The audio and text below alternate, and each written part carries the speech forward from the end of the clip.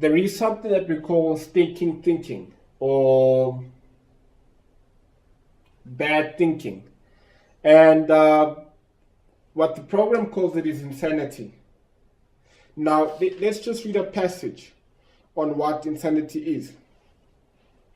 Insanity is a loss of our perspective and our sense of proportion. For example, we may think that our personal problems are more important than anyone else's.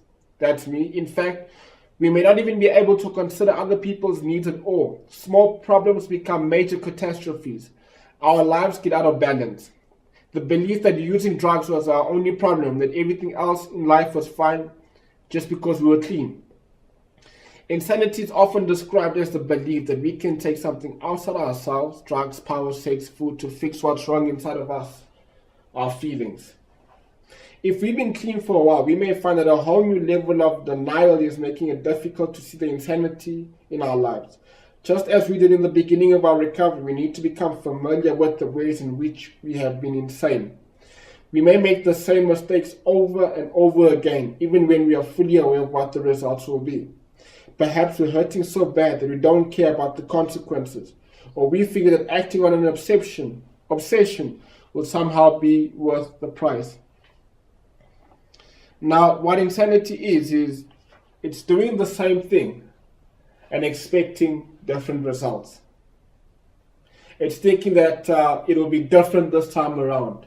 This time around, I won't get caught. This time, I will do it this way. It was because I was dealing this way that I got caught. Maybe if I start dealing this way, I won't get caught. If I start selling from home and not out of the streets, I won't get caught. If I start selling through cell phone and meeting my client, I won't get caught. If I only use drugs weekend and not during the week, there won't be a problem. You get the whole concept. So insanity is doing the same thing and expecting different results. It's that endless, vicious cycle that takes you nowhere in life. It takes you from point B back to point A, and yet you're thinking that you're making progress, while in reality, you're actually just grinding water. So what we want in life is that we want to get restored back to sanity. We want to get restored back to our sane way of thinking. We want to get restored to the proper way of thinking, not that sick way of thinking, not that thinking that television tells us how to think, the rap music tells us how to think, the internet tells us how to think, Wikipedia tells us what to think, these stupid books that we find in library tells us how to think, our teachers in school told us what to think, and everybody defined what success is for us and defined what failure is for us, when in actuality they're very wrong. Only one person, absolutely one person, can tell you how to think, and that's God. Only one person in this world can define what's good, what's bad, what's evil, what's good, and that is God. Anyone else in society is wrong. You see, what schools do is provide us with a whole lot of information that we have to take into us and regurgitate back. And how good we regurgitate that information back to them, they define for us whether we're smart or clever or dumb or will make it or will not make it. It is a system designed to condemn people. But the truth is this: true success comes from being a good person.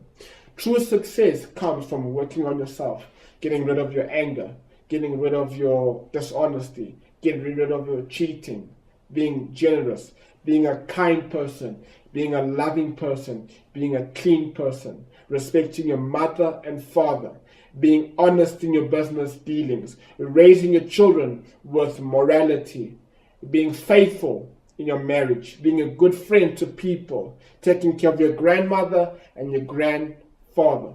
If you want to know what's the purpose of money, the purpose of money is to use it to be able to be loving to other people, to be able to provide for your kids and for your wife, and to pay for your bills. Money was not intended to get drunk, to take drugs, to engage in all types of sick behaviors, to use it to download pornography. That was not what money was intended for. It was intended to build for your family, to take care of the widows, to take care of your parents, of your dying grandparents, to do acts of charity, and to contribute into making a world a better place. And we see that in our country, that's not taking place. And because of that, because of the selfishness of people, society is breaking down. It works in how and why defines the term restoration as changing to a point where addiction, its accompanying insanity, are not controlling our lives. We want to get to a place, hopefully I also get to a place, where my life is changed to a point where my decisions are not based on selfishness. My decisions are not based on lust. My decisions are not based on addiction. And not taking things outside myself like money, gambling, sex, food, drugs, alcohol, television, music, all types of game resorts like Gold Reef City and Monte Casino, and use those things to fix what's on the inside. We find that just as our insanity was evident in our loss of perspective and sense of proportion, so we can see sanity in our lives when we begin to develop a perspective that allows us to make better decisions in life. And that's what I pray about every single day. And I still fall short of it, but I still pray that I make proper, correct decisions in life, better decisions in life, that are designed to make my life better, to make humanity better, designed to show that I can be of service to other people, not decisions based on selfishness, decisions based on greed, decisions based on lust, decisions based on pleasure, decisions based on sin, but rather decisions that are based on contributing into making a world a better place, decisions based on helping this world to get restored into its proper foundations. Now, you might say, why is he talking about all these things? Because you see, my concern is not for myself today. My concern is for my country. My concern is for the still suffering addict. Because I've come to a point in my spiritual awakening, in my step 12, where I realize that it's not enough that I'm clean and I'm sober. But other addicts out there also need to find sobriety. That my country is in desperate, dire need of recovery. That my fellow citizens need to grasp the 12-step program. And they need to get restored back to sanity. And they need to realize that they need not to sleep in the streets. They need not to run away from home. That they need not to drop out of school. That they need not to turn to crime. That they need not to engage in bribery. But they need to be honest people. And part of the perspective is viewing ourselves properly with humility, understanding our place in society. You see, I realized something about myself. When I was arrogant, I thought I was something. But the truth of the matter is, I am nothing. I'm a nobody. I'm but dust or a worm in this world. I'm a nobody. I am nothing in the bigger picture, in the fuller spectrum. This world existed long before I was here, and long after I'm dead, this world will still be here. This program was here long before I was in this world, and long after I'm dead, this program of the 12 steps will still be here. So I need to humble myself and view myself correctly and judge myself appropriately, not as how I wish to be, not as who I'd love to be, but who I really am. And that's the proper perspective every single person needs to look at when they look at themselves. We find that our choices about how to act, and they need to be better as well. How I treat people, how I prioritize, what I define as important, what I define as not important, what I define and highly exalt, and what I shouldn't highly exalt, and what I shouldn't put as a priority in my life. And I'm still very young. Well, I'd like to think I'm still very young. I'm only 26 years old. And truth is, I'm unemployed at the moment, and I don't have any cash. Not even a cent to my bank account. Actually, it's on -2. And I still live at home with my parents. I still sleep in the same bedroom I slept in as a teenager. I am what they call a bum. I am what they call a failure in life. I'm what they call that someone that didn't meet up to society's standards.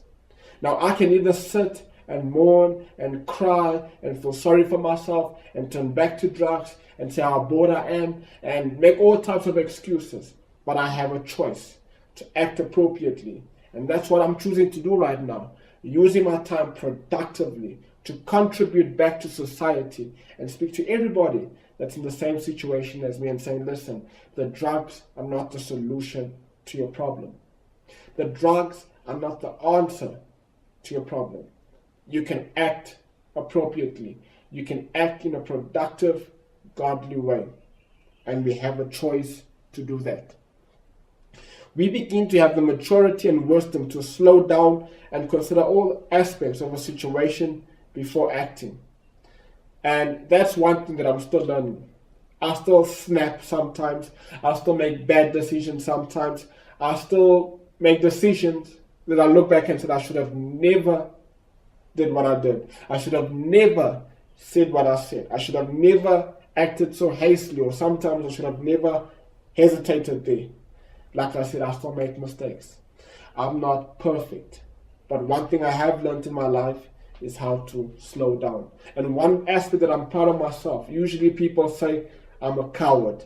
I don't face up. I like to run away when things get tough. But the truth is, I'm at a point in my life where I hate quarrels, I hate disagreements, I hate gossiping, I hate all the politics, I hate all the backbiting. I would rather leave a place. I would rather leave a job. I would rather leave a meeting, I would rather leave a friendship or relationship than to find myself in destructive places where there is no peace but just fighting, where people hate each other. I cannot stand animosity.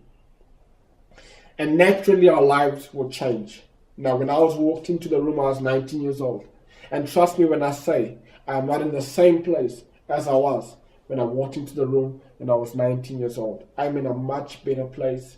Now, physically, I'm not still in the same place I was at home, but mentally, spiritually, physically, emotionally, I'm in a much better place. I'm in a much better peaceful place. I'm in a much better serene place. And that's the point that I'd like for every addict to get to. And we'll cease putting ourselves in degrading situations that serve no purpose but our using. But we'll put ourselves in situations where we find people that love us, people that care for us, and we'll start making decisions that we can benefit, and we'll build futures for ourselves, for our children, and our grandchildren. May God richly bless you.